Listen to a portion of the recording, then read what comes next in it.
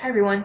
I enjoyed reading your reflections on the Babies documentary, and I wanted to just send you a video with some common uh, themes that I saw in your responses, and then also leave you with some questions and ideas to think about further in regards to uh, different cultures and funds of knowledge, things like that. So, you all had very similar responses in regards to the children's funds of knowledge within this documentary.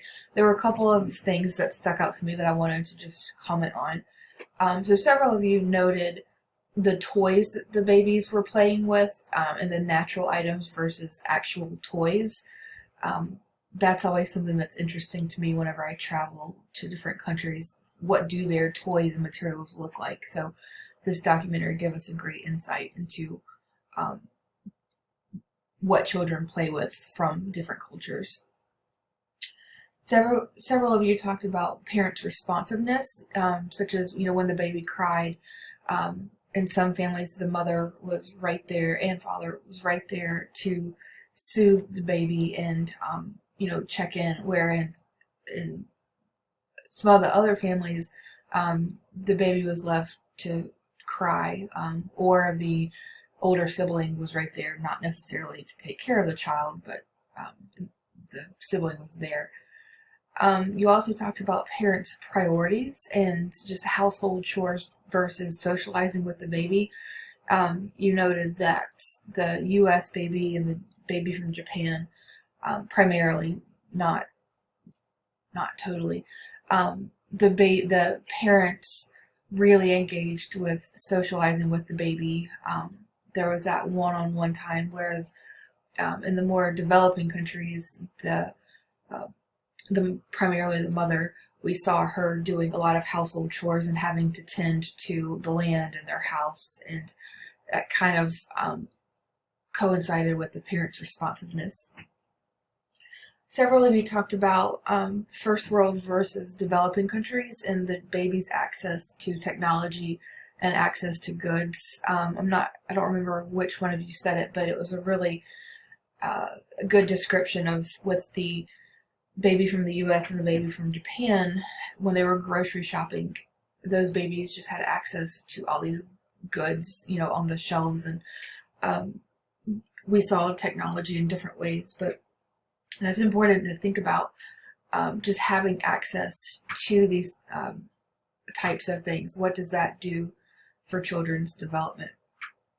A lot of you talked about animals that were that we saw. So, and this is something that whenever I take students on study abroad trips, especially to Belize and Ethiopia, we really have to have a talk about, okay, the animals that we see, they're not necessarily pets. They're used for work or used for food.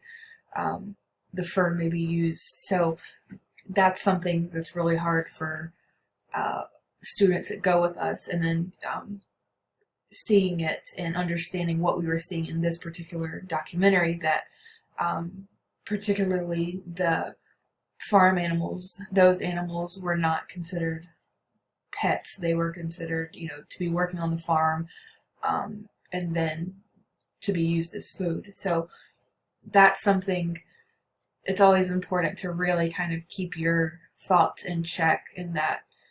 I think about my dogs. I have them, they are part of the family. They're on the couch, in my house, where somebody from a developing country could look at me and think, what is she doing with the animals in her house? So it definitely goes both ways, and it's important to keep our views in check. Urban versus rural was very common among your responses.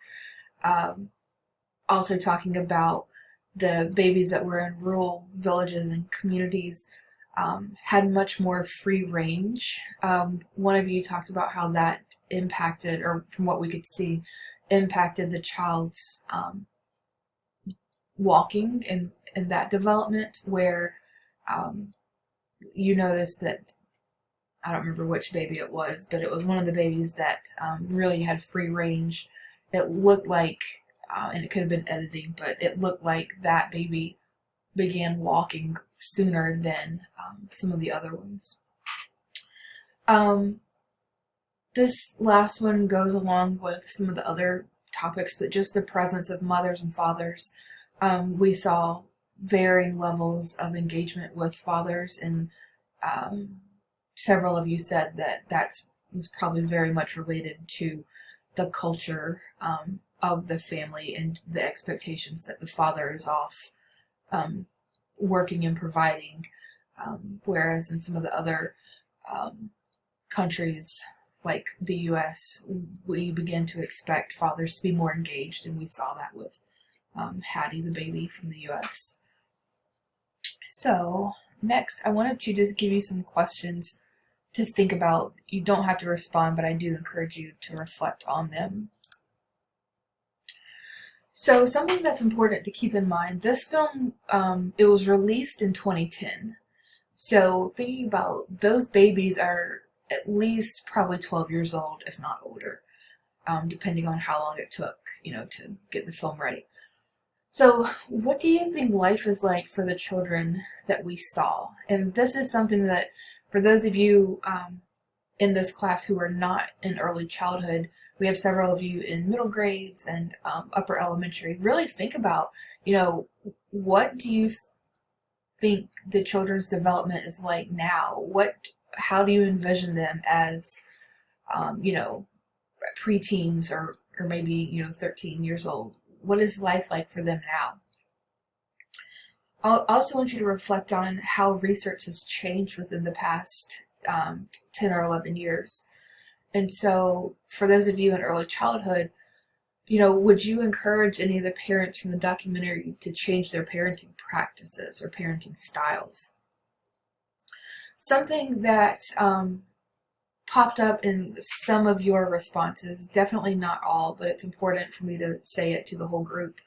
You really want to be mindful of intercultural sensitivity. And so Milton Bennett, he's a very well-known researcher in the research within intercultural sensitivity, but he talks about a term ethnocentric. And so he says the term ethnocentric is defined as assuming that the worldview of one's own culture is central to all reality.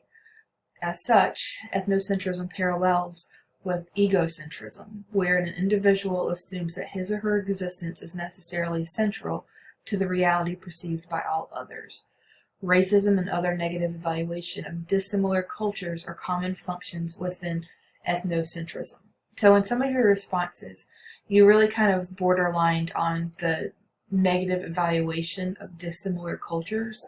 So it's really, really important before you view documentaries like this or before you travel to a different country or culture to take a step back and realize what we do here in the US is not the end-all be-all. We do not do everything perfect or great.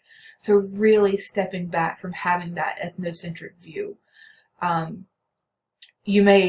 It's always a culture shock to see different practices in different countries, the way they do things, and your immediate response may be, ooh, I don't agree with that. And that's fine, but it's very important to then reflect on why it's done in this culture and how it fits in and how it maintains that culture.